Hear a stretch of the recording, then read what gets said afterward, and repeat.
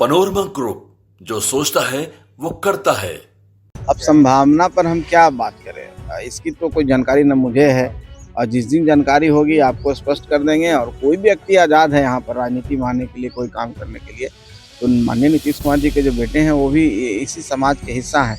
अगर उनको इच्छा करता है कि हम कोई समाज सेवा करना है तो कोई रोक नहीं सकता है, उनके पिताजी भी नहीं रोक सकते हैं। तो उनके अपनी इच्छा पर डिपेंड करता है। जहाँ तक मैंने वीडियो देखा है और कहीं क्लिप देखा है तो नमस्कार, आप देख रहे हैं न्यूज फॉर नेशन और मैं स्वाति पांडे आपके साथ। अगर मुख्यमंत्री के बेटे निशांत चाहेंगे कि वो राजनीति में आए तो मुख्यमंत्री खुद भी उन्हें रोक नहीं सकेंगे।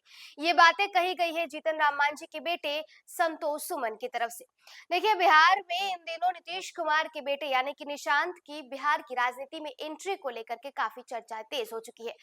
लगातार वीडियोस भी जो है वो जारी किए जा रहे हैं। इतना ही नहीं, अलग अलग नेताओं की तरफ से प्रतिक्रियाएं भी निकलकर सामने आ रही है। बीते दिनों आनंद मोहन ने भी निशांत के राजनीति में एंट्री को लेकर के बयान दिया था। कहा था कि वो अगर आना चाहते हैं तो बिल्कुल आए। अगर इंजीनियर का बेटा इंजीनियर हो सकता है, पत्रकार का बेटा पत्रकार बन सकता है, तो नेता का बेटा भला नेता क्यों नहीं बन सकता।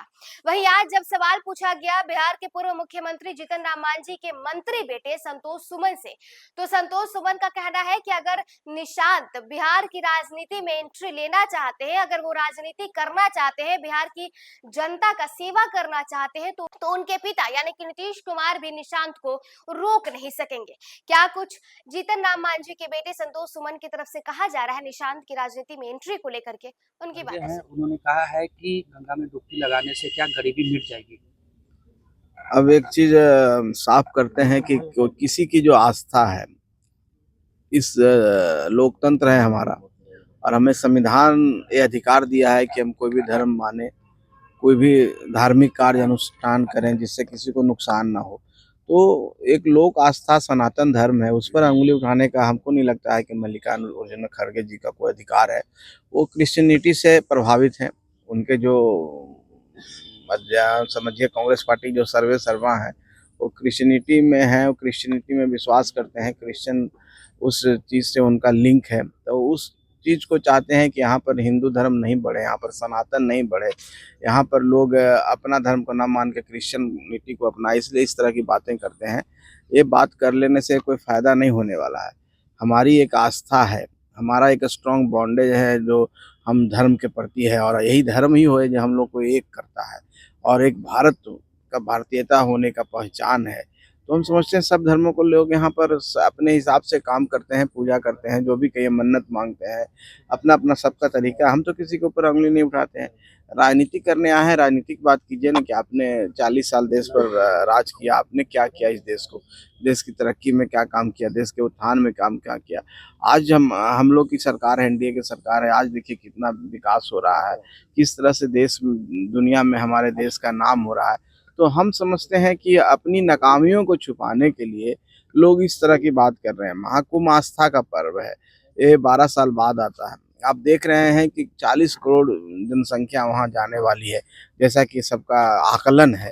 तो ये देश के 140 करोड़ में 40-50 करोड़ लोग वो आस्था में डुबकी लगा रहे हैं। तो हम समझते हैं कि 40-50 करोड़ और 60 करोड़ पूरे 100 करोड़ 140 करोड़ जनता का अपमान उन्होंने किया, उनको माफ़ी मांगनी चाहिए। आपके पिता हैं जीतन राम मांझी केंद्रीय मंत्री, उन्होंने कहा है कि मुख्यमंत्री नीतीश कुमार को भारत रत्न मिलना चाहिए। आप कैसे देखते हैं? देखिए, जहाँ तक माननीय मुख्यमंत्री जी का सवाल है, आदरणीय श्री नीतीश कुमार जी का, जिस तरह से उन्होंने काम किया है बिहार में, और बिहार एक समय में जंगल राज के लिए जाना जाता था।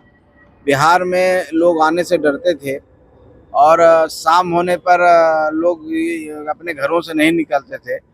आज का समय बदल चुका है।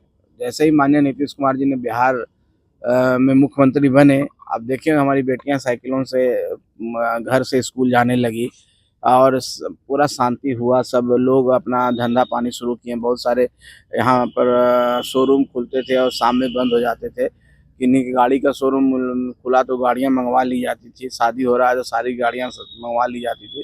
तो वो माहौल से निकालने का श्रेय निश्चित तौर पर माननीय नीतीश कुमार जी को है।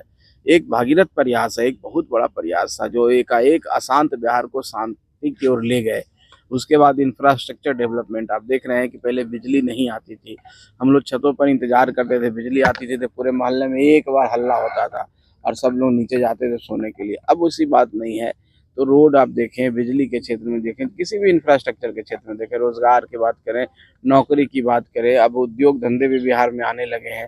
तो सब मिला करके हम सुशासन का राज है, कानून का राज है और शांति है और तरक्की है। तो इतना इस स्टेट को, जो बीमारू स्टेट में गिनती था, उसको हम आगे ले जाने का काम कर रहे हैं। आने वाला 5 साल में हम समझते हैं डेवलप स्टेट के श्रेणी में हम आ जाएंगे। तो जो ये प्रयास है, निश्चित तौर पर बड़ा प्रयास है और इसमें हम समझते हैं, हम भी मानते हैं व्यक्तिगत तौर पर कि उनको भारत रत्न मिलना चाहिए। विधानसभा का चुनाव सर नजदीक है और ऐसे में हिंदुस्तानी अवाम मोर्चा कितनी सीटों पर अपनी तैयारी? देखिए, फिर वही बात है, हम तैयारी हिंदुस्तानी अवाम मोर्चा सेकुलर पार्टी के तौर पर कहते हैं। तो पार्टी तौर पर ऐसी कोई पार्टी नहीं है जो सब जगह नहीं तैयारी कर रही है, अपनी क्षमता के अनुसार। अब जितनी मेरी क्षमता है, हमारी पार्टी की जितनी हमारी संगठन क्षमता है, क्षमता का मतलब संगठन क्षमता है, हम सारे सीटों पर तैयारी कर रहे हैं। 243 सीटों पर तैयारी कर रहे हैं। 243 सीटों पर हमारे कार्यकर्ता हैं और हमारे लोग हैं और सब मेहनत कर रहे हैं। हम चाहते हैं कि ज़्यादा से ज़्यादा हम संगठन के रूप में मजबूत हों, संगठन का विस्तार हम सब सीटों पर करें। बाकी आपका जो इशारा जिस ओर है, वो अभी समय नहीं आया। जब समय आएगा, बातचीत होगी, बैठ के जब सारी बातें होंगी, तो निश्चित तौर पर आपको भी खबर करेंगे कि हम कितनी सीटों पर। आपके पिता लगातार 20 से 40 सीटों की डिमांड कर ज्यादा रहे हैं। ध्यान कितनी सीटों पर आएगा सर? जितनी सीटिंग सीटें हैं फिलहाल उस पे या फिर उससे ज्यादा? अब देखिए, आप लोग का तो इस तरह का जो सवाल है, अब इसको हम, आप इसको किस वे में लेते हैं, चाहे हम इसको किस वे में ग्रहण करें, आपकी बातों से तो कुछ अलग ही बात झलकती है। हम उसको अभी मीडिया में नहीं बोलेंगे, लेकिन इस तरह की बातें नहीं करें, अच्छा रहेगा। हम लोग सब समझते हैं, राजनीति में हैं। हम इतना ही कह देते हैं कि किसी गठबंधन में हैं तो विश्वास के साथ हैं, किसी गठबंधन में हैं तो विचारधारा के साथ हैं। और जब विचारधारा एक हो, जब जनता का सेवा करने आए हैं, तो कुछ लोग चक्कर में रहते हैं कि हम वो कहाँ से पैदा हो जाए। तो उस तरह के चक्कर में हम नहीं रहते हैं, ना हमारी पार्टी रहती है।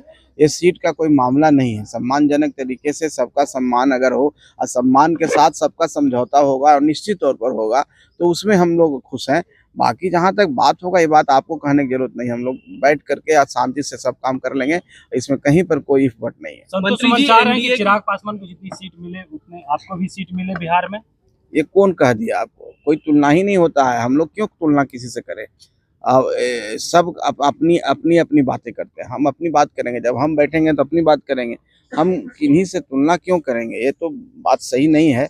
और जहाँ तक चिराग पासवान जी की बात है, चिराग पासवान जी भी अपनी पार्टी के लिए काम कर रहे हैं, अपनी पार्टी को आगे बढ़ाने के लिए कर रहे हैं।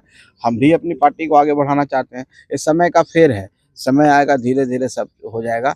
आप निश्चिंत रहिए, आपको कहीं परेशानी नजर नहीं आएगी, सब आपको स्पष्ट कर दिया जाएगा। एक सवाल है सर कि मुख्यमंत्री नीतीश कुमार के बेटे निशांत कुमार को जो है वो राजनीति में एंट्री उनकी होनी है होली के बाद, ऐसा कहा जा रहा है, संभावनाएं जताई जा रही है। आपको क्या लगता है? अब संभावना पर हम क्या बात करें, इसकी तो कोई जानकारी न मुझे है, और जिस दिन जानकारी होगी आपको स्पष्ट कर देंगे। और कोई भी व्यक्ति आज़ाद है यहाँ पर राजनीति में आने के लिए, कोई काम करने के लिए। तो माननीय नीतीश कुमार जी के जो बेटे हैं, वो भी इसी समाज के हिस्सा हैं।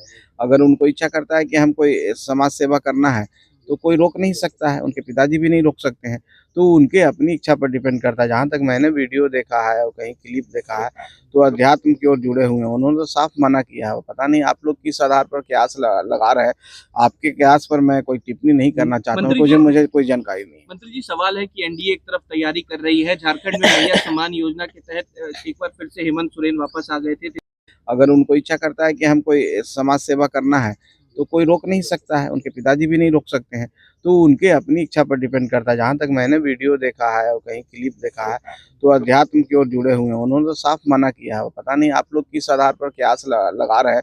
आपके कयास पर मैं कोई टिप्पणी नहीं करना चाहता हूँ, मुझे कोई जानकारी नहीं है। मंत्री जी, सवाल है कि एनडीए एक तरफ तैयारी कर रही है, झारखंड में भैया सम्मान योजना के तहत एक बार फिर से हेमंत सोरेन वापस आ गए थे। तेजस्वी यादव भी माँ बहन योजना की बात कर रहे हैं। क्या लगता है इससे फर्क पड़ेगा बिहार की राजनीति में? अब देखिए, जिसके पास कुछ देने को ना हो, वो कहता है कि हम दानवीर हैं। वही बात हो गया। तेजस्वी यादव जी ने घोषणा कर दिया, देंगे कहाँ से? हैं क्या चीज? वो मुख्यमंत्री हैं क्या? तो हेमंत सोरेन ने किया, हेमंत सोरेन उस समय मुख्यमंत्री, तो उन्होंने दे दिया चुनाव से पहले। तो तेजस्वी यादव जी इस तरह के, हम भी अगर कुछ नहीं है और आज हम कह देते हैं कि हम सब सीटों पर चुनाव लड़ेंगे, और हम चुनाव लड़ेंगे तो एक एक लोगों को घर बैठा के पैसे देंगे, खाना खिलाएंगे, किन्हीं को कोई काम करने की जरूरत नहीं है। आप पत्रकार बंधु जितने हैं सबको हम 50-50 हज़ार रुपये महीने देंगे, तो कह देंगे आप लोग सब वोट दे दीजिए हमको, हम चुनाव अकेले लड़ने के लिए तैयार हैं। तो ये सब फालतू की बात है, ये हाइपोथेटिकल बात है जो कभी हो नहीं सकता है। हम सूरज को पर चले जाएंगे, हम चंद्रमा को लांग देंगे, हम ये बन जाएंगे, ये बन जाएंगे, सब करने से कुछ होता नहीं है। जनता का विश्वास जिसके साथ है, जनता का प्यार जिसके साथ है, आशीर्वाद, और निश्चित तौर पर वो जनता के लिए काम करेगा। तो हम लोग के साथ जनता है। आने वाला समय में हमारी सरकार बन रही है, प्रचंड बहुमत से हम लोग बन रहे हैं। जो देना होगा हमारी सरकार देगी, माननीय नीतीश कुमार जी देंगे। तो वो कहाँ है? वो तो कहीं है नहीं, 3 में न है, 13 में है। ठीक।